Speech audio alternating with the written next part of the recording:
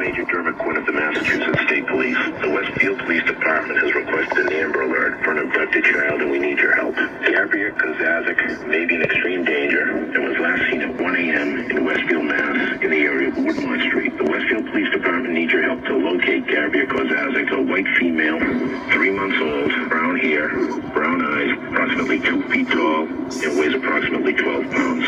Gabrielle is wearing either pink and black striped tights with a fluff clown-like top or a pink nightshirt with mittens. She may be with Cheryl Kozazik, who's a white female, approximately 28 years old, with long brown hair, blonde highlights, worn in a ponytail, 5 foot 4 inches tall, and weighs 115 pounds. She's wearing black army boots with yellow stitches, a tan sports coat, and black jeans. They may be traveling in a gray 2004 Toyota Tacoma pickup truck with Massachusetts license plate registration number 85ZH15. The vehicle has a Westfield State University parking decal on its windows. Anyone with information is asked to call 911. Do not attempt to stop or apprehend the vehicle or the suspect. Please call 911.